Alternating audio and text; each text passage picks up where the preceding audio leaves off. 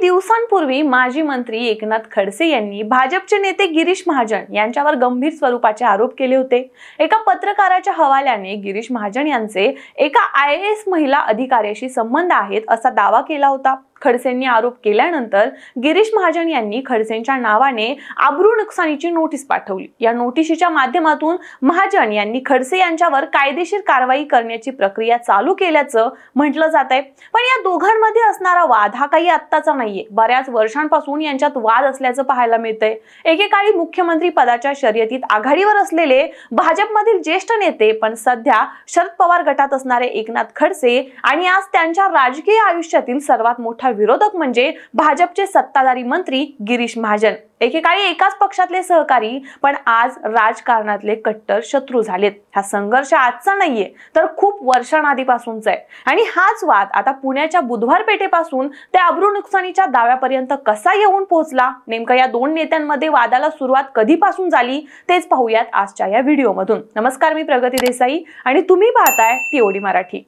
एक काळ होता जेव्हा भाजपमध्ये एकनाथ खडसे यांचं वजन एवढं होतं की मुख्यमंत्री पदाचं नाव घेतलं की नाथाभाऊ पहिल्या रांगेत दिसायचे अशा चर्चा आहेत। आणि आज तेच खडसे शरद पवार यांच्या राष्ट्रवादीमध्ये आहेत आणि त्यांच्या विरोधात उभे आहेत भाजपचे मंत्री गिरीश महाजन। हा संघर्ष नवीन नाहीये, याची सुरुवात 1990च्या दशकात झाली। दोघेही म्हणजे खडसे आणि महाजन जळगाव जिल्ह्यातील नेते, त्यांनी राजकारणात एकाच पक्षातून सुरुवात केलेली, पण नेतृत्वाचा सूर एकत्र मात्र जुळला नाही। नाथाभाऊ थेट बोलणारे, खडखडीत भाषण करणारे, तर महाजन थोडं संयमी पण भाजपच्या नव्या नेतृत्वाच्या जवळचं नाव। 1990 नंतर खडसे पक्षाचे ताकदवान नेते बनले। विरोधी पक्ष नेते, मंत्री आणि मुख्यमंत्री पदाचे दावेदार म्हणून त्यांना म्हटलं जातं। पण खडसेंच्या आयुष्यात एक वेगळं वळण आलं। भोसरी जमीन गैरव्यवहार प्रकरणात त्यांच्यावर आरोप झाले आणि सत्तेच्या सगळ्या समीकरणातून ते दूर गेले। त्यानंतर भाजपमध्ये नवीन चेहऱ्यांना पुढे आणलं गेलं, त्यात एक नाव होतं, ते म्हणजेच गिरीश महाजन। महाजन हे फडणवीसांचे निकटवर्तीय आणि ते पक्षाच्या कोर टीमचा भाग बनले। पक्षात दुर्लक्षित झाल्यानंतर खडसेंनी घेतला मोठा निर्णय। भाजप सोडून शरद पवार यांच्या राष्ट्रवादीत त्यांनी प्रवेश केला। पक्ष बदलला पण संघर्ष संपला नाही।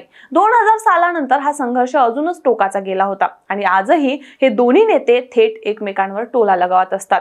भाजपमध्ये अनेक वर्ष खडसे यांचं वर्चस्व होतं। विशेष म्हणजे उत्तर महाराष्ट्रात ते कार्यकर्त्यांचे नेते होते, संघाचे जुने सैनिक होते। पण वर्ष सरकत गेली आणि गिरीश महाजन यांचं नाव पुढे येऊ लागलं। महाजन हे देवेंद्र फडणवीस यांचे विश्वासू आणि दिल्लीपर्यंत त्यांचे संबंध असलेले नेते आणि याच वेळी सुरू झाली अदृश्य स्पर्धा, एकनाथ खडसे विरुद्ध गिरीश महाजन। पक्षश्रेष्ठींनी मला डावललं, माझ्या विरोधात कट रचला आणि यामागे गिरीश महाजन आहेत असे आरोप खडसेंनी केले। निवडणूक जवळ आली की दोघांमध्ये थेट आरोप प्रत्यारोप सुरू व्हायचे। भाजपमधील पद, तिकीट वाटप आणि किंवा नवीन रणनीती सर्व काही राजकीय कुरघोड्याचं मैदान बनलं। महाजन यांची लोकप्रियता वाढत गेली, पक्षात त्यांची गुड बुक मध्ये एंट्री झाली आणि खडसे मात्र बाजूला गेले। शेवटी खडसे यांना वाटलं की पक्षात मला न पाहिजे असलेल्या नेत्यांनीच मला संपवलं आणि याचमुळे त्यांनी भाजपला सोडचिठ्ठी दिली।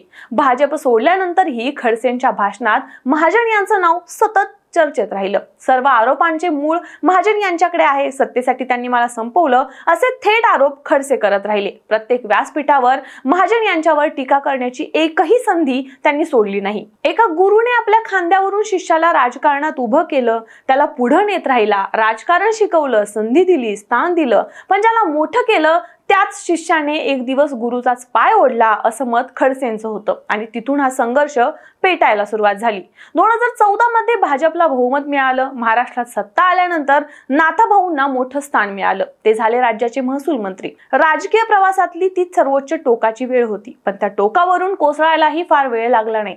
2016 मध्ये भोसरी जमीन गैरव्यवहार प्रकरण उफाळून आलं। या प्रकरणात खडसे आणि त्यांच्या कुटुंबियांवर थेट आरोप झाले, दबाव वाढला आणि शेवटी खडसेंनी मंत्रिपदाचा राजीनामा दिला। त्यावेळी खडसेंच्या समर्थकांनी हा राजकीय डाव होता, गिरीश महाजन यांनी हा सगळा डाव रचला आणि तेही देवेंद्र फडणवीसांच्या आशीर्वादानं असे आरोप केले होते। याच वेळी या नेत्यांमध्ये टोकाचा संघर्ष पाहायला मिळाला। 2019 मध्ये तर खडसेंना भाजपने तिकीटच नाकारलं। परिणामी 2020 मध्ये खडसेंनी राष्ट्रवादीत प्रवेश केला।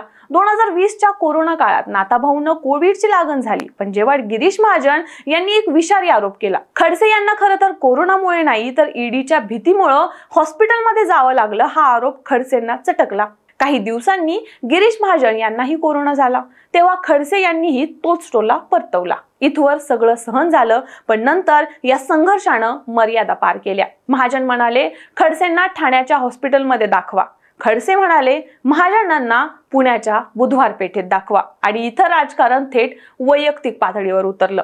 गिरीश महाजन यांना बुधवार पेठेत दाखवावे असा टोला खडसे यांनी लगावला होता. त्यावर थडक्या डोक्यातील विचार असा टोला महाजन यांनी खडसे यांना लगावला होता. त्यानंतर खडसेंनी बुधवार पेठेतील आपल्या वक्तव्याबाबत खुलासा केलाय. पुण्याच्या बुधवार पेठेत दगडूशेठ गणपती मंदिर आहे, त्या ठिकाणी जाऊन महाजन यांनी दर्शन घ्यावे असे मला सुचवायचं होतं, परंतु तुमच्या मनात असतं तेच तुम्हाला दिसतं. मनी वसे ते स्वप्नी दिसे असेच ते आहे. माझा दृष्टिकोन चांगला आहे. गिरीश महाजन यांनी दगडूशेठ हलवाई गणपतीचे दर्शन घ्यावे, त्यांना त्याचा लाभ होईल असं ते म्हणाले होते. आणि आता काही दिवसांपूर्वी जेव्हा खडसे यांनी एका पत्रकाराच्या हवाल्याने दावा केला गिरीश महाजन यांचे एका महिला IAS अधिकाऱ्याशी संबंध आहेत, हा आरोप इतका गंभीर होता की गिरीश महाजन यांनी खडसेंना थेट कोर्टात खेचून प्रतिकार केलाय. खडसेंवर अब्रू नुकसानीचा दावा ठोकलाय. अशा प्रकारे हा संघर्ष टोकाला जाऊन पोहोचलाय. या सर्वावरूनच तुम्हाला काय वाटतं? या सर्वांमध्ये या राजकीय नेत्यांमध्ये जी लढाई सुरू आहे, यामध्ये खरा दोषी कोण असेल? यावर तुमचं मत आम्हाला कमेंट्समध्ये नक्की सांगा आणि TOD मराठीला सबस्क्राईब करायला विसरू नका.